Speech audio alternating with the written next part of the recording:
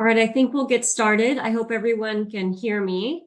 Good morning, good afternoon, and good evening. And very excited to have this gathering online today in preparation for us coming together in Nairobi next week.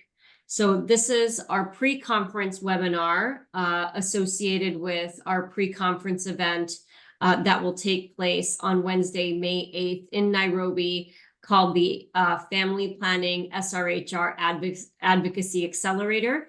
And very much looking forward to providing an overview of what we can expect and why we're doing this today, and then look forward to in-person deliberations as we come together next week.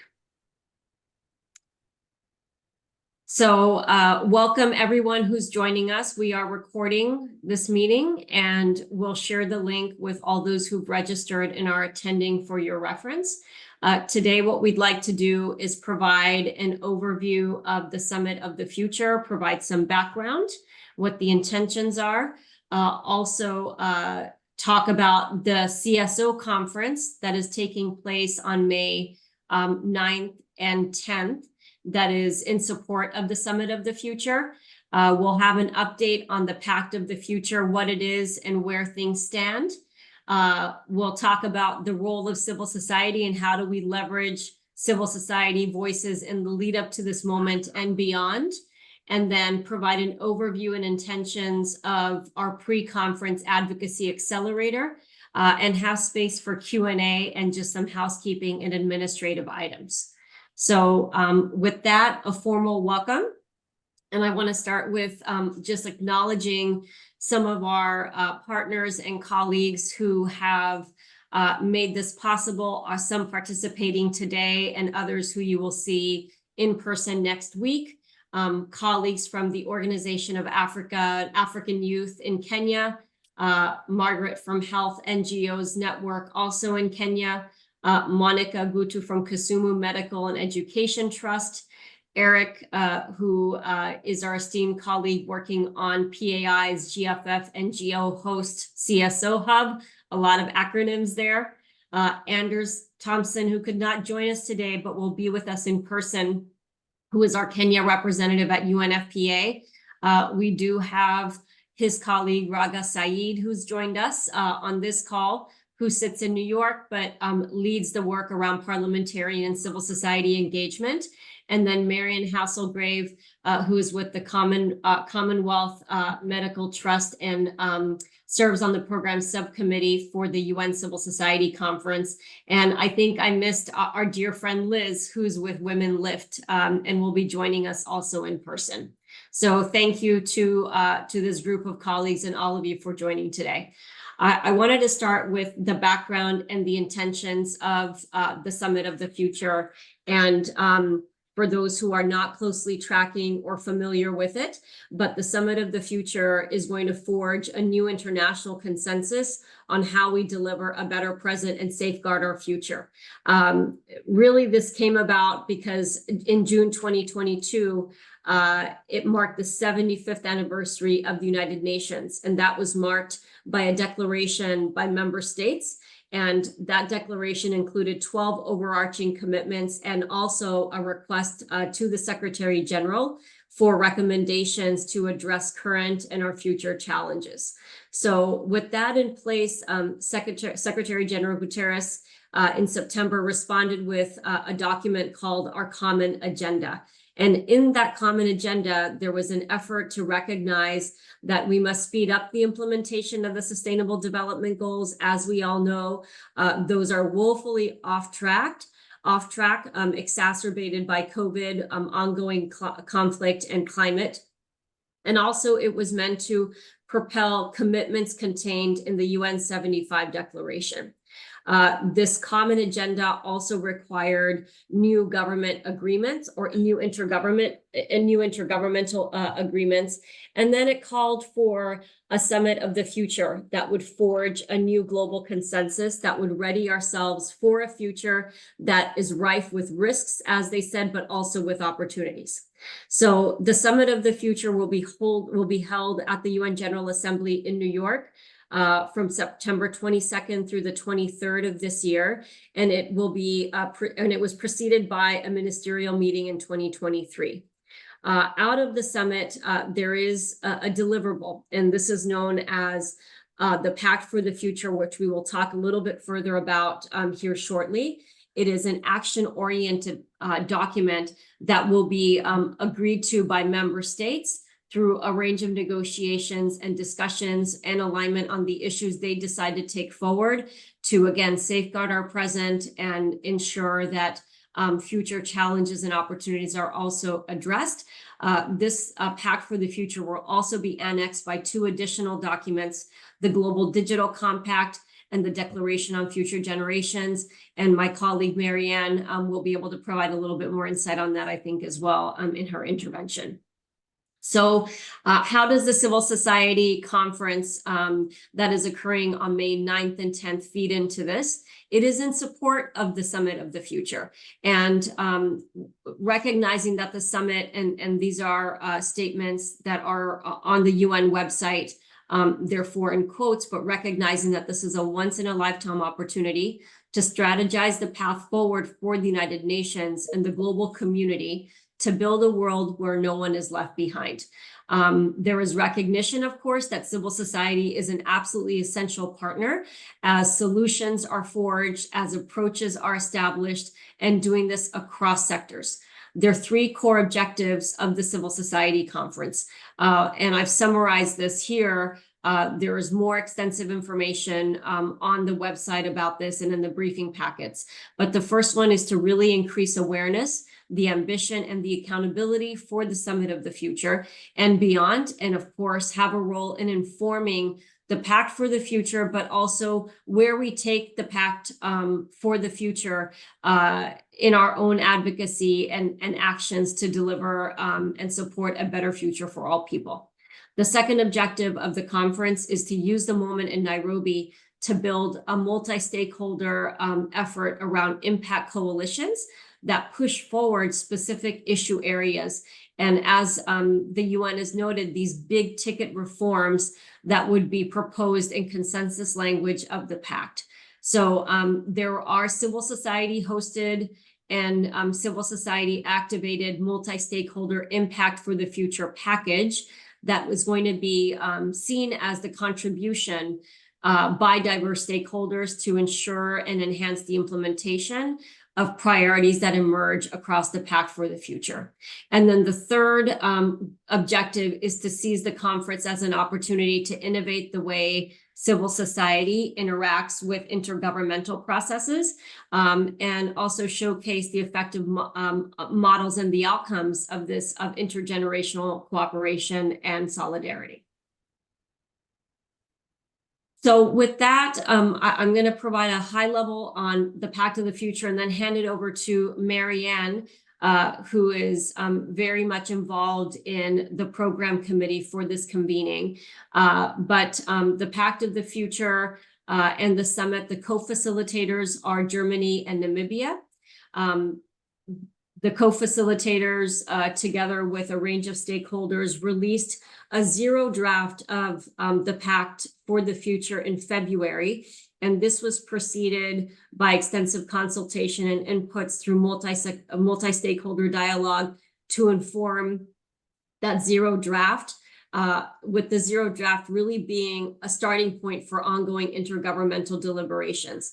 That Pact for the Future is meant to showcase global solidarity for current and future generations.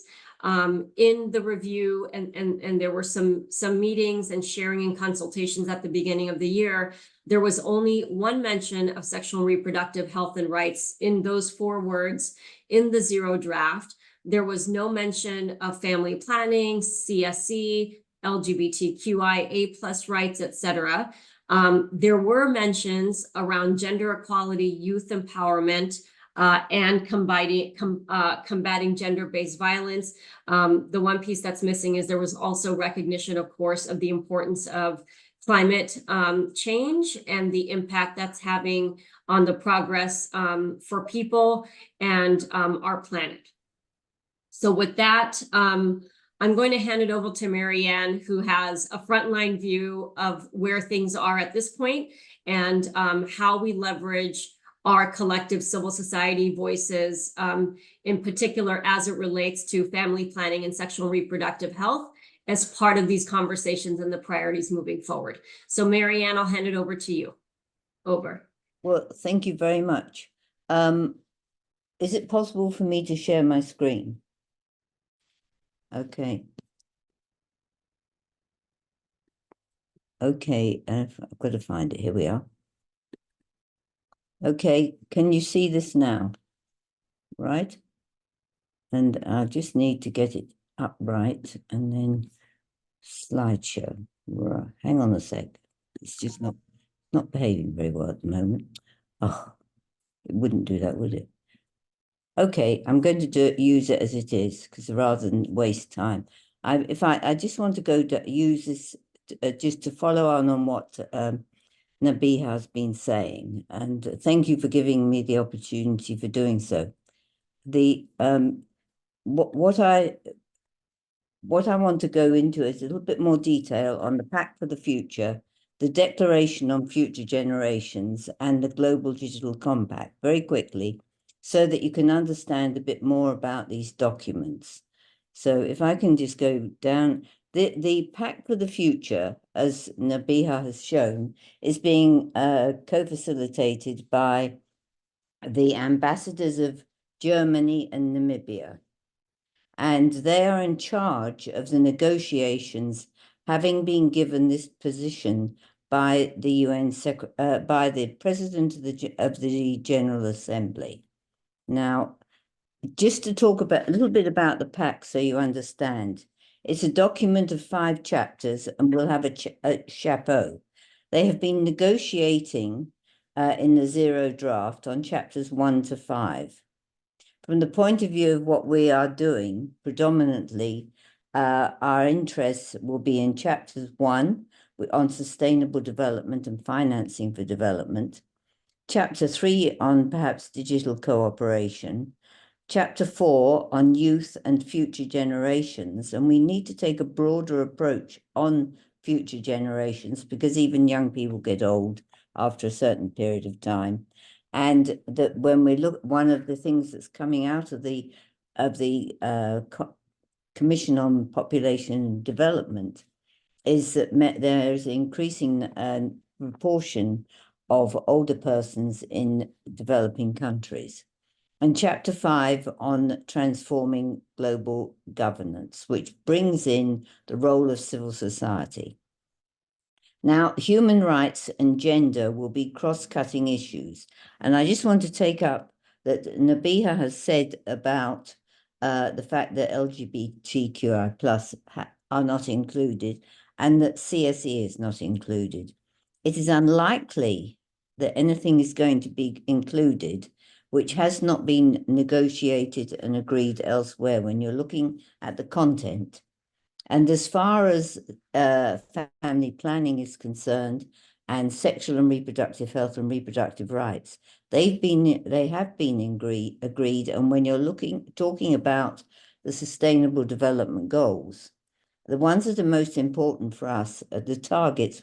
One is 3.7 and the other's 5.6, because they're the key SDGs. So when there's anything in the document that strengthens implementation of the SDGs, then we can assume that our 3.7 and 5.6 will be included. But do not expect they're going to negotiate anything outside agreed text, except if it's very specific to the pact itself. Now, what's coming out as being very important, and this is something we need to think about, and I know that PAI is working on it in general, and that is to, as far as financing for development is concerned, this is an entry point for strengthening health. And I think it was the Deputy Secretary General said in the Commission on Population and Development this week that the amount of money that's going on debt servicing in some countries is the same that's being spent on health. So that is an area to watch. And I'm going to be very quick because I know that you want to talk about other things. But if I can go now onto the next slide, I think it's yes, this is going forward. The negotiations are being held behind closed doors. The negotiations are being undertaken purely by government to government and observer governments, and including, for example, the Holy See, because that has observer government status. It is not, civil society is not in the room, nor are the UN entities, the agencies.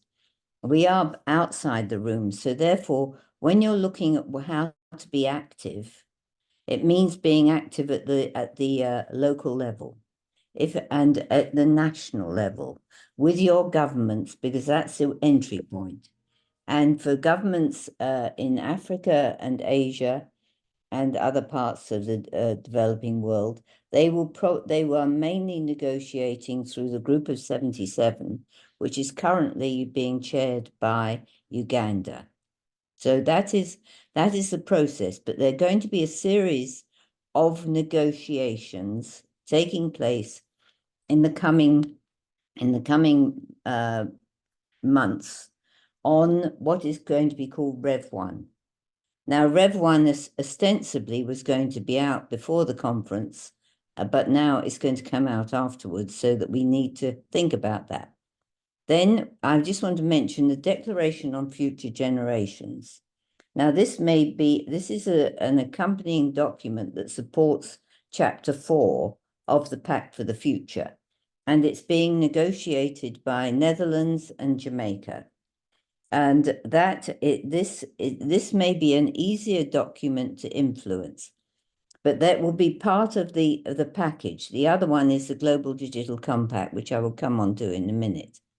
Now, on the Declaration on Future Generations, tomorrow they will be releasing Rev 1. And it's important before you go to Nairobi that you know what Rev 1 is saying, because the co-facilitators are going to be there. All the 6 co-facilitators, i.e. for the Pact for the Future, for the Declaration, and I'll come on to the Global Digital Compact in a minute. They're all going to be in Nairobi and we'll be listening to what's being said by civil society, bearing in mind that what we're talking about in Nairobi is not a negotiated position. What's happening in Nairobi is a possibility for discussion. And you have here the dates. The first reading also starts tomorrow, but this is where we are on the declaration. But as I said, it's an easier document perhaps to influence. And then the third document, if I can move on to that, is the Global Digital Compact, and they are negotiating on that at the moment. I think they start today at the UN, and the co-facilitators for this are Sweden and Zambia. Now, if you are based in either of these countries or any of the countries where you have co-facilitators, you may have opportunities to talk to them directly. It depends on the situation in your country, but also for all countries, if you can go to your foreign affairs ministries and make sure they know what your views are, because that is the best entry point there is. And you can also ask them if they'll give you briefings. Now, on the Global Digital Compact, as I said, they're negotiating on the 0 draft, and that's today and tomorrow. And then we will know more about it at the next stage. But this is something that actually has been going on for a while longer, and so that is a different approach where we might be able to get issues to do, for example, with telemedicine or providing services in remote areas, or even using drones to deliver them. But there are issues that might be able to include through the Global Digital Compact negotiations. Now, just very quickly about Nairobi, it's going to be next week, and that it will provide an opportunity for civil society to discuss the issues for the whole of the process. Now, sorry, I didn't mean to use that one. I'll just go on to just talk a bit more very quickly about Nairobi. When you get there will be it's a 2-day meeting.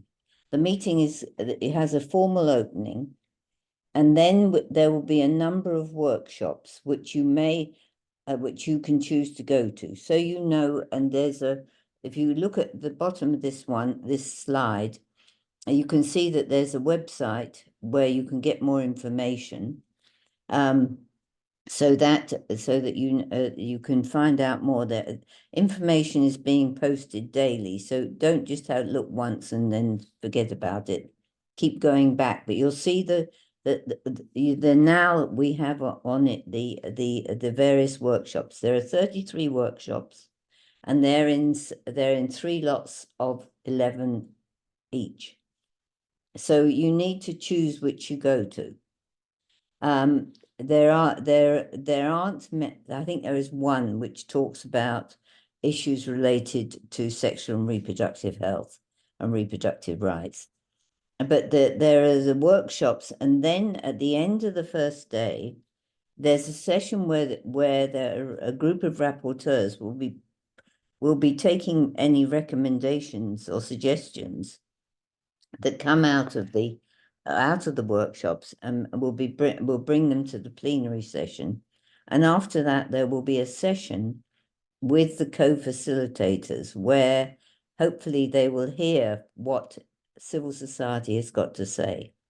The second day, there's an open session, forward-looking in the morning, and then there's a series of what are called impact coalitions.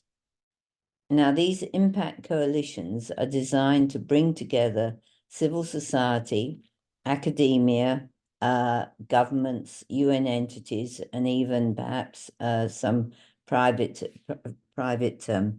companies or business, so the private sector. So these will be on a variety of topics, and the idea is to look at the issues and decide how to move forward after Nairobi. Now, we can talk a lot about, again, perhaps after Nairobi, but just to point out that between Nairobi and September, the final negotiations will be going on these documents. And that will be the opportunity when national organizations can talk to their governments, where international organizations can discuss and use the processes that there are, and the processes for inputs into the negotiations. We're outside the room, but the co-facilitators do hold consultations with civil society to hear what we've got to say. But don't just rely on what we say and what is put on the website and what is written. Remember, one of these meetings is on the Global Digital Compact, and quite honestly, some of what we say is read by AI, and is then to give the co-facilitators an idea, because they can't sit down and read thousands and thousands of pages of suggestions.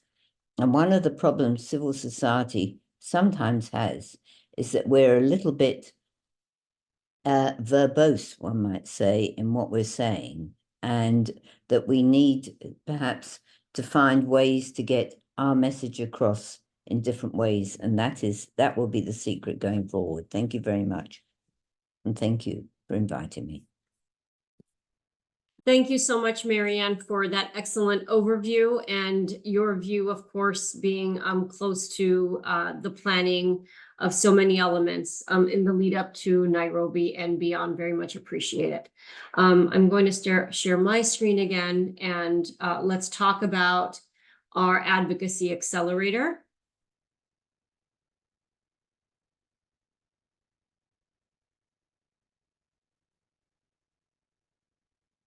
I hope all can see the screen.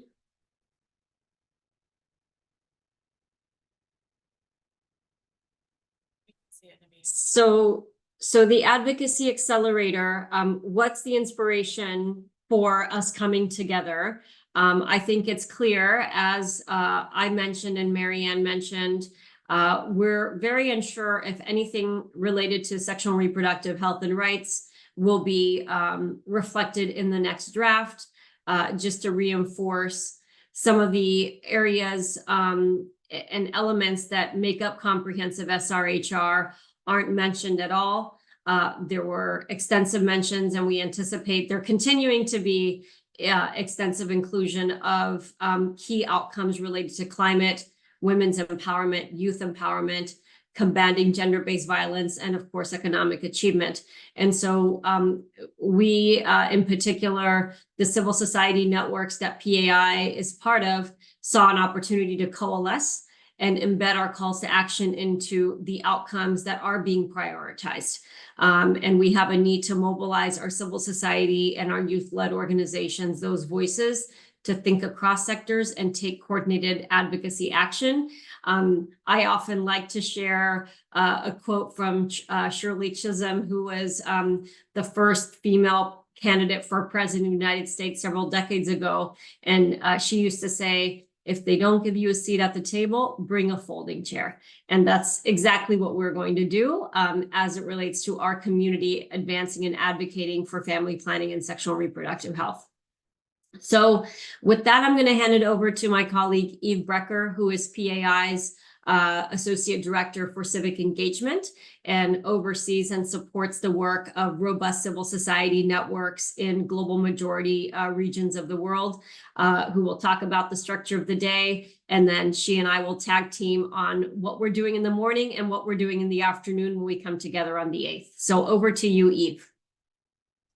Thanks, Nabiha. So excited to give you just a very high-level idea of what we will be doing on Wednesday, May 8th. We will be starting with just welcoming people in, arrival and registration from 8 to 8:30. We will start promptly at 8:30, and we're convening two kind of split sessions, with the morning organized by thematic messaging and calls to action, which I'll talk a little bit more about in a second. And then the afternoon session focused on developing country action plans. So the full day will run from about 8:30 in the morning to 5 p.m. We are expecting about 70 in-person attendees. The event, we've opened it to civil society participants from across sectors, all of whom are committed to different components of SRHR work.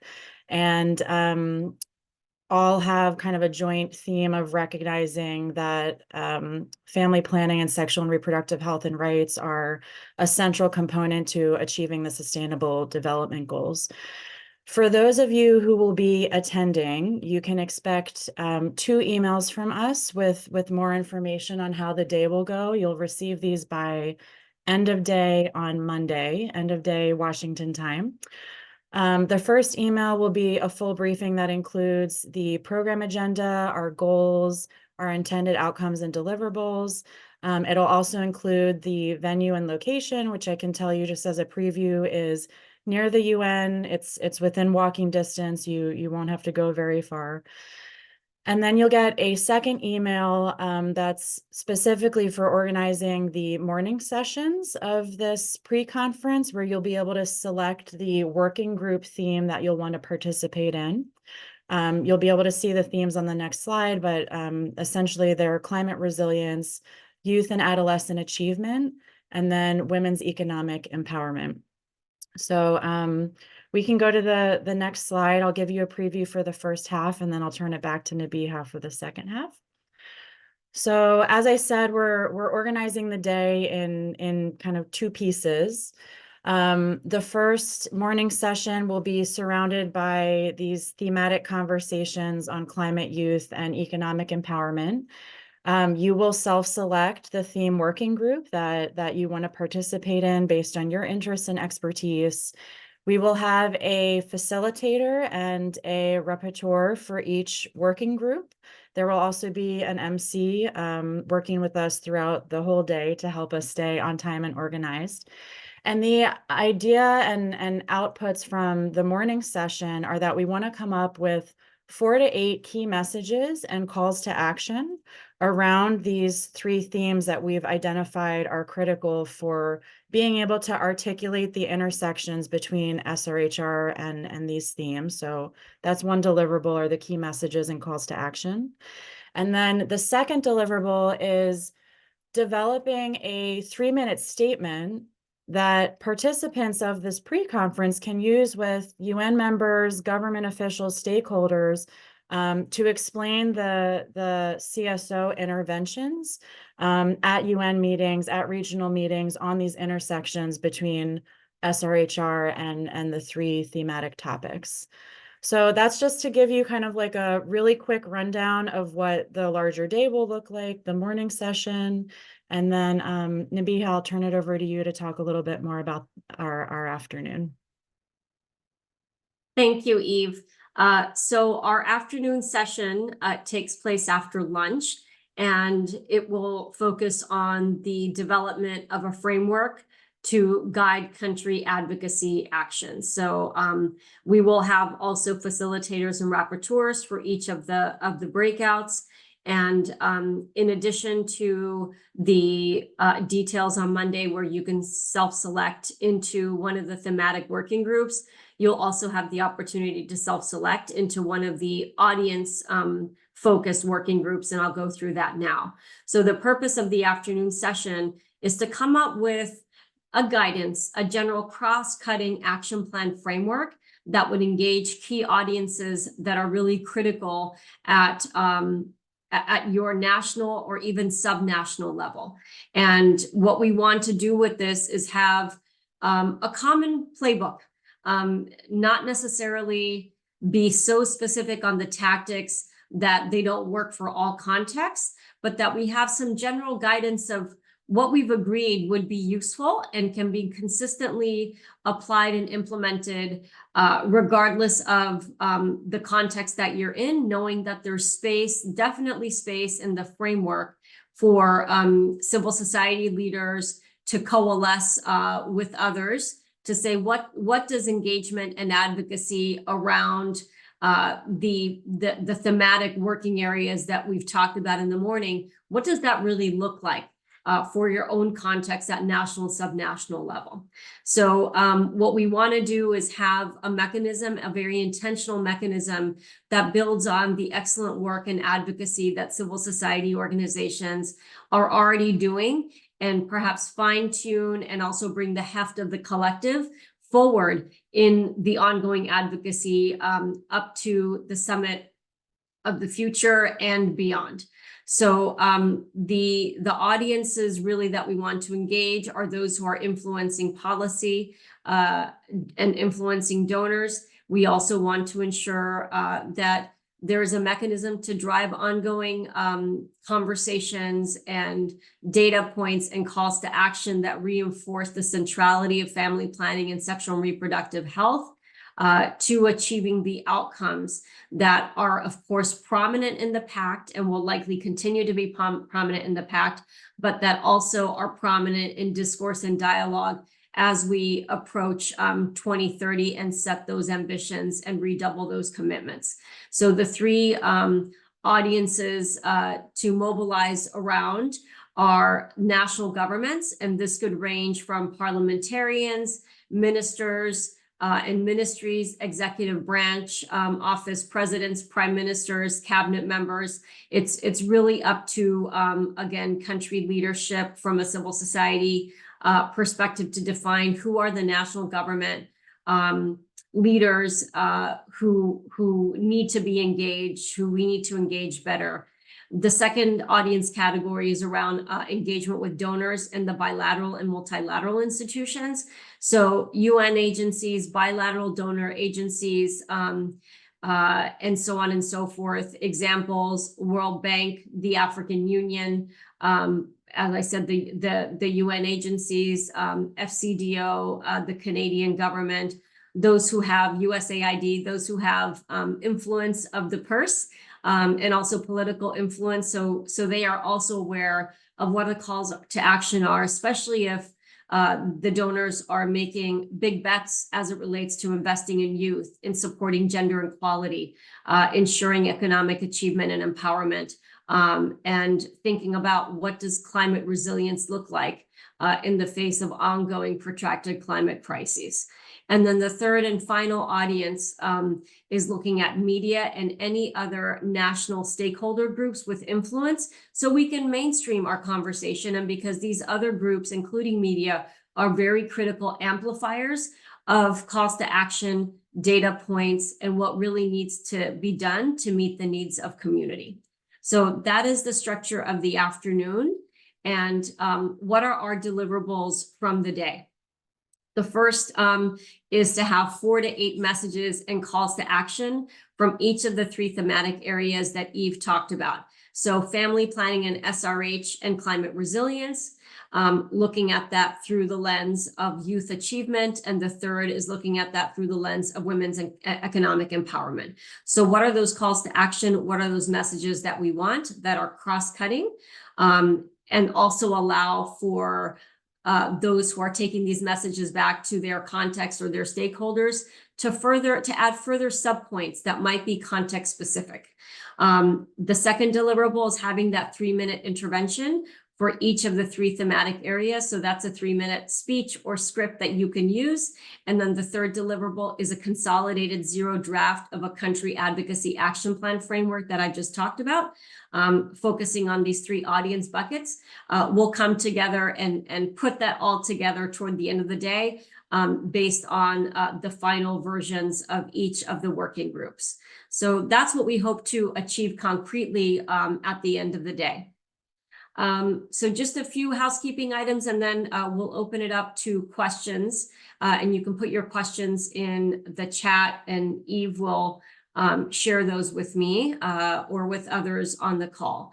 So the first is that we're reaching capacity. So kindly register for the in-person meeting. Sarah will add the registration link in the chat. If you could kindly do this as soon as possible, we would very much appreciate it so we can get an accurate head count.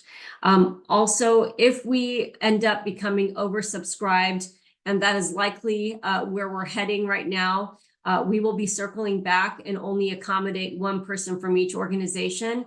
But for now, we do request, if there are 2 people from your organization who would like to attend, that each one registers, so we can get the full view of who aspires to join in these discussions. The third is please review the briefing document that will be sent. There will be good content and considerations on the thematic areas.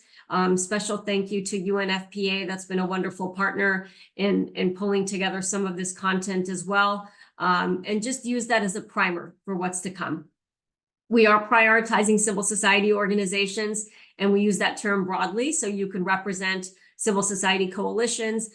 You might be a youth-led, youth-focused organization, women-led, women-focused organization, but really giving the space to CSOs who are already going to be in Nairobi to attend, either be in the deliberations formally for the conference, or participating in other really critical side events and side conversations that are happening in parallel. And we absolutely welcome the participation by advocacy and civil society leaders who are working in climate, in education, gender, economic development, and others that are sensitive and recognize that while they may not be driving advocacy every single day on family planning and sexual and reproductive health and rights, they recognize that progress on SRHR means progress on their goals as it relates to these other areas. So if you have colleagues in your networks who will be there, please extend the invitation to them. And Sarah, if you can send the link as well, and we'll be sending out a broad reminder. So with that, thank you so much. I'm going to pause for questions and stop sharing, and very much appreciate everyone's support and participation next week.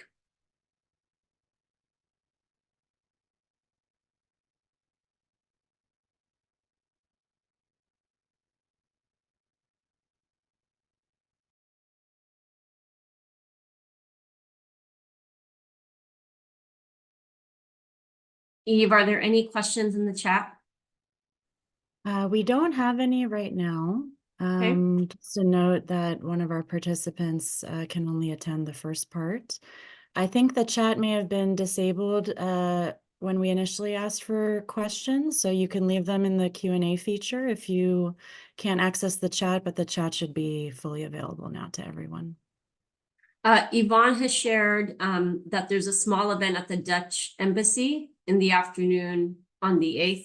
Okay, Yvonne, is that event open to the public, or that's more as a share to the organizers? I suspect it's for the organizers to join.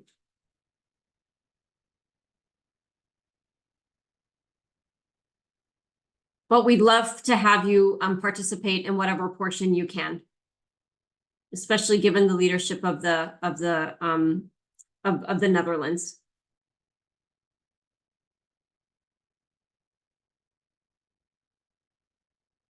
So, oh, great. I can see some of the questions from colleagues who are attending.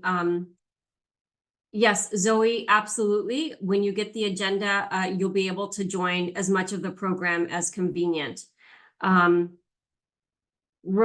from Tanzania.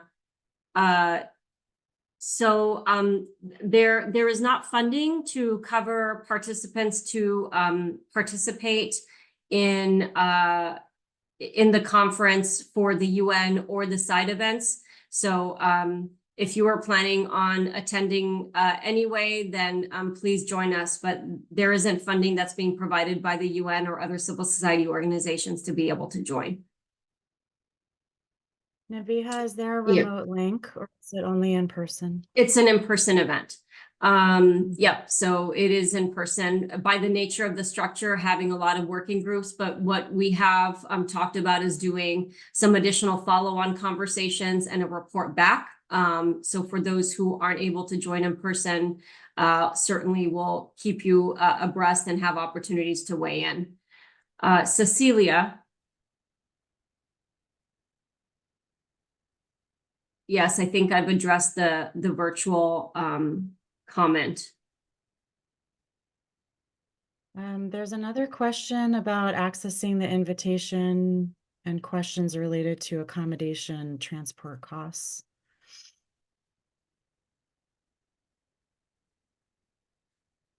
If the question around the invitation is how to register, we had put the link in the chat, and we can send it again.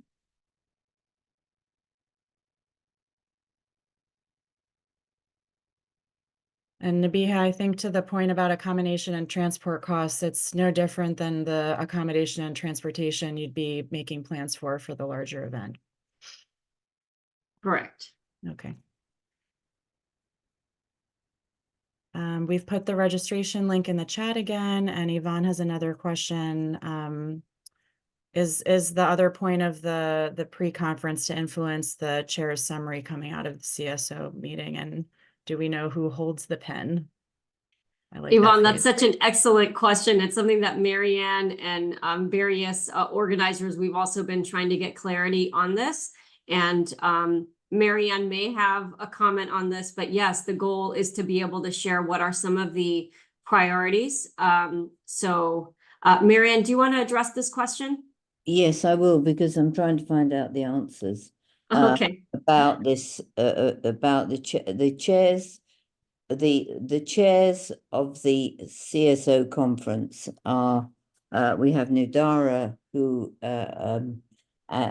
and also Carol. They are the two chairs for the CSO conference.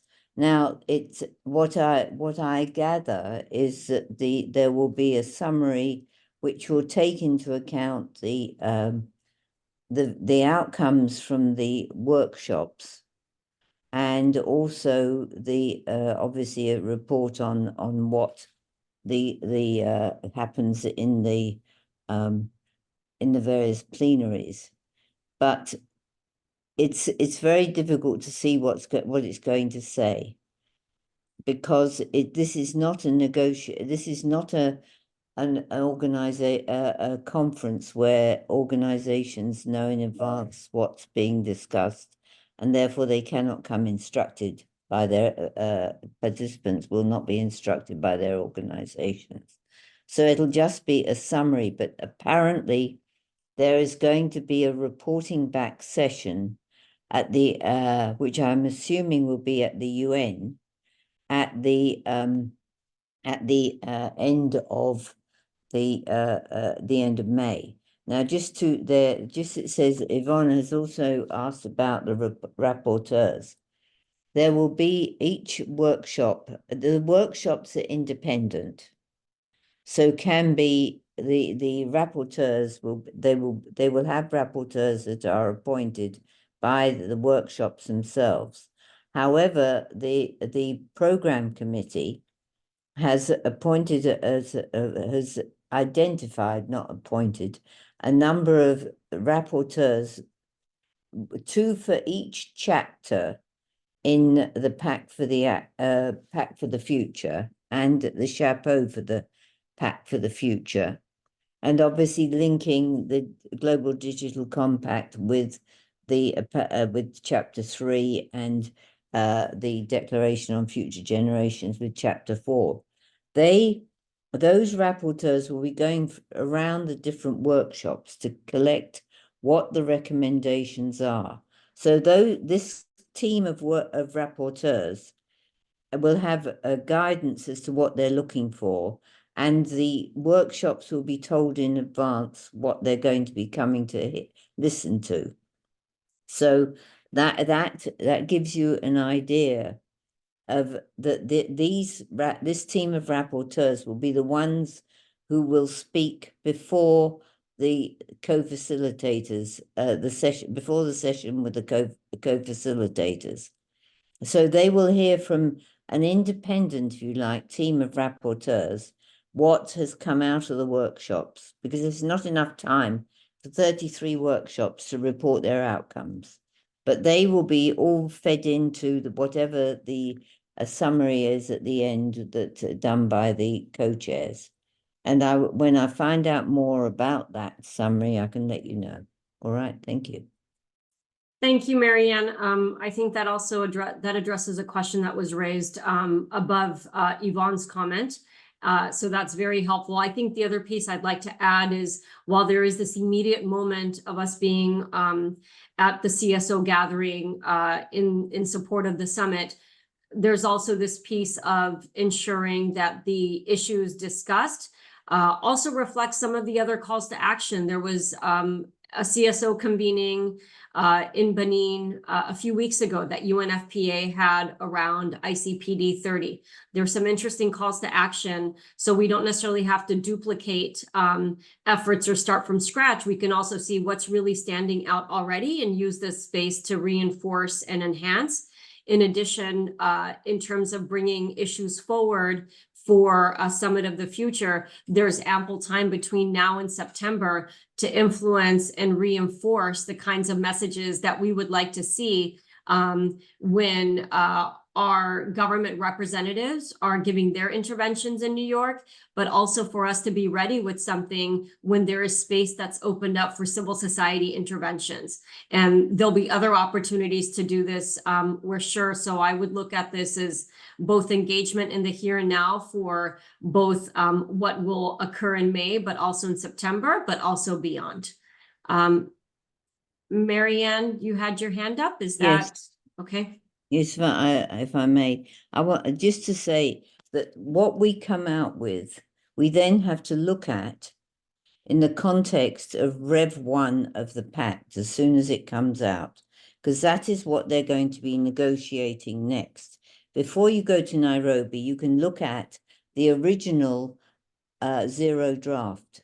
The zero draft was issued, and then there came, they got, it went from 20 pages to 242 pages. Concentrate on the original document, not the 242, because that's what they're going to be going back. They're going to go back to a small, tight document again, rather than something that is extremely long. So that is one thing to think about. Now, at our opportunity, there are certain things that if you do not have consultative status and you want to be involved in the summit itself, you have to register before the end of May.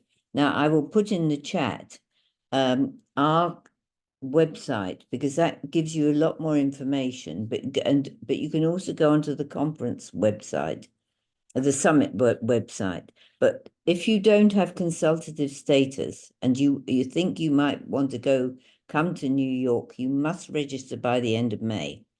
And then these the President of the General Assembly will come up with a list.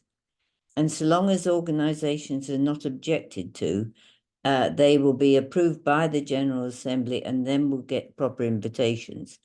Opportunities according to the resolution will, at the time of the summit itself, will be through interactive dialogues. So that is something to think about for that. But when you get to Nairobi, make sure you go and register as quickly as you can, because I think up to 4,000 people have applied to go, and that there's going to be very little time on the first morning to register then, on the 9th. So make sure you do it as soon as you can, and even before you come to the meeting on the 8th. And just one more thing, for many of us, we require an ETA to go to Nairobi, which is a Kenyan visa, and you need to apply for that, and you have to pay for it. And it's something like 38 point something dollars. But it's not free, except if you live, I think, in either South Africa or one other country in Africa. Otherwise, you need an ETA. Thank you.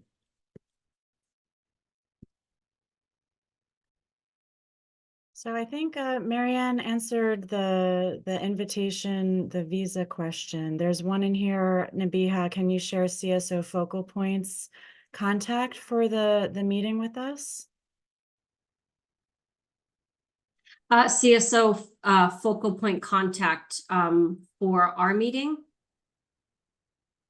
Unsure. Can you? Yes. Yeah.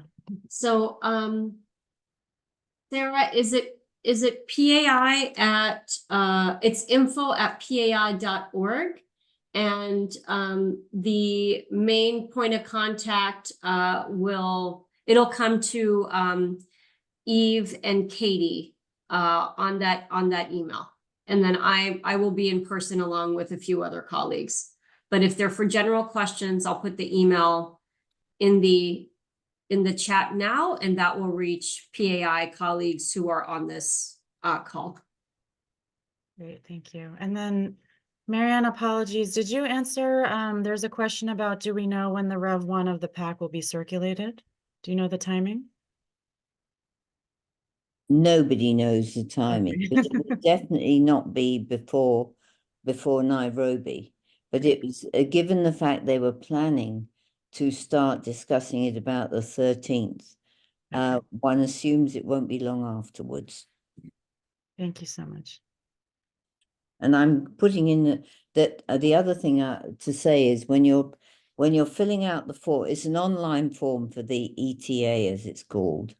And that when you fill that out, if you've been accepted, if you've got the letter accepting you for the conference, that is what the main document you need to show.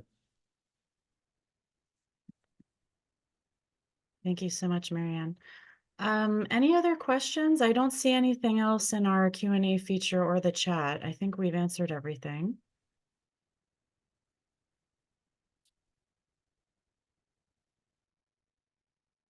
Okay, I don't see anything either. Well, excellent. Just to reinforce, if you are already going to be in Nairobi, please do register for the event, and look forward to seeing you in a few days.